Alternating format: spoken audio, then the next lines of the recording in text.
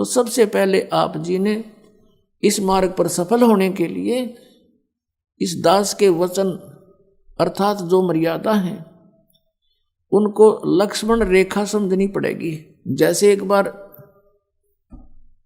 श्री रामचंद्र जी वनवास में थे, साथ में सीता जी और लक्ष्मण भाई भी था उसका, और एक छल किया था रावण ने सीता का अपहरण करने के लिए। तो उसमें उसका रावण का मामा मारीची एक हिरण बनकर स्वर्ण का सोने का, और सीता जी ने वहां कोई बगीची लगा रखी थी उसको तोड़न लग गया। सीता ने उसको देखा और कहा, उस पर आसक्त होगी, अपने पति से कहा कि इस हिरण को मेरे लिए लाओ, मुर्दा लाओ चाहे जिंदा लाओ, मुझे चाहिए। श्री राम उनके पीछे चल पड़ा, वो आगे भाग लिया सपेटते, पीछे से आकाशवाणी कर दी, हाय भाई मर गया। तो सीता ने अपने देवर लक्ष्मण से कहा, तेरा भाई आपत्ति में है, तू जाइए। और रामचंद्र जी कह कर गए थे लक्ष्मण को कि तू मत आना, जंगल का काम है, कोई आपत्ति ना आ जाए सीता पे। तो उसने कहा कि मैं नहीं जाऊंगा, मेरे भाई का आदेश नहीं है। तो सीता ने बुरा भला कह दिया कि तेरी नीत में खोट है, तू चाहता है वो मर जावे, तो मुझे पत्नी बनाना चाहता है। इस बात का दुख माना उसने लक्ष्मण ने और कहा, ठीक है माता मैं जाता हूँ। बड़ी भाभी को माता के तुल्य मानता था और उसके मन में दोष था सीता के। लेकिन एक काम करना, मैं तेरी झोपड़ी के चारों तरफ एक मंत्र बोलकर रेखा खींच कर जाता हूँ, तू इससे बाहर मत जाना। सीता ने कहा ठीक है। लक्ष्मण भी चला गया पीछे से। रावण आ गया एक साधु रूप बना के आटा मांगने के लिए और कहा, माई आटा दे। सीता ने कहा, आजा महाराज ले जाओ। रावण जो ही उस रेखा के निकट आया, उसमें से अग्नि निकली भयंकर, उसको खत्म कर देती। रावण एक 10 कदम पीछे गया बहुत स्पीड से और कहा कि आटा देना है जिससे बाहर आकर दो, साधु संतों के साथ ऐसा व्यवहार नहीं करना चाहिए।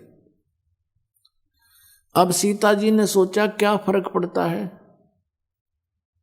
अभी आटा देकर आ जाती हूं रेखा उल्लंघ कर। ऐसा उसने अपनी सोच से सोचा। आटा लेकर के बाहर निकली, जो भी भिक्षा डालनी थी वो लेकर के रेखा पार करके आगे चली गई। रावण ने वहीं से बाजू पकड़ी और कंधे पर डाल ली और उठा ले गया। अपने आत्माओं, जो उस रेखा को लगा कर गए वो कोई मूर्ख थोड़ी थे, वो उसकी अज्ञान सोचती के फर्क पड़ा है, ईब गईर अभी आ जाते हूं। अब कितना फर्क पड़ गया और कैसे आई वापस। करोड़ों व्यक्ति मरवा दिए, आप भी ब्रांड माटी करवाई और लाखों लोग मरवा दिए। तो पुण्यात्माओं, परमात्मा कहते हैं, जब लग हंसा हमारी आना और काल लगे नहीं तेरा बाना। जब लग ये हंस, ये पुण्यात्मा मेरी मर्यादा में रहेंगे, तब तक काल बली तेरा कोई अटैक नहीं हो सकता इन हंसों पर। और जब मर्यादा तोड़ देंगे तो फिर रावण की तरह बाजू पकड़ ले जाएगा यू काल, और बहुत दुर्गति हो जाएगी आपकी। तो इसमें सबसे बड़ी मर्यादा है, मर्यादा में रहना है, और ये फिर मोक्ष दूर नहीं है। तो इस परमात्मा अपने उस विधान अनुसार अच्छी आत्माओं को आकर मिलता है, सतलोक से चलकर आता है।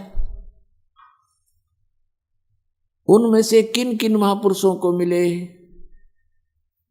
और उसमें यह भी लिखा कि वो दृढ़ भक्त को मिलता है, नकली को नहीं मिलता।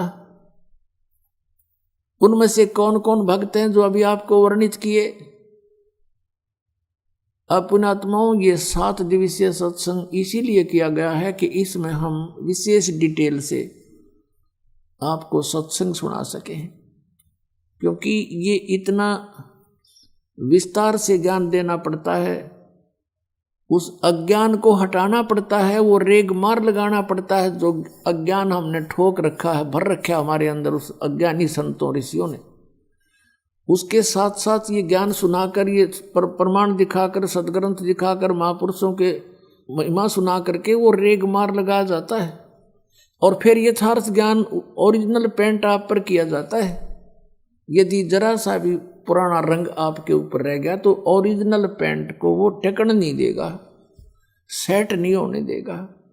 इसलिए इतनी मेहनत ये दास करता है, बार बार समझाने की चेष्टा करता है, बार बार प्रमाण देता है, रह रह कर वो कथाएं सुनाता है जो आपके हृदय में जमा हो जाए, जैसे पुराना रंग जमा हो चुका है और वो निकल जाए, ये समा जाए। अब ये जो दिन है ये बहुत शुभ दिन है।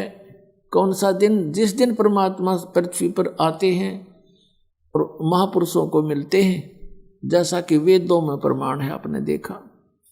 और फिर इन महापुरुषों की जीवनी में प्रमाण है कि कौन परमात्मा ने ऐसी लीला की, तो इससे भगवान भी पहचान में आएगा और ज्ञान भी समझ में आएगा और समाधान भी पक्का होगा कि सचमुच यही है वो परमात्मा की वे ऑफ वर्शिप, परमात्मा की पूजा की विधि भी यही है।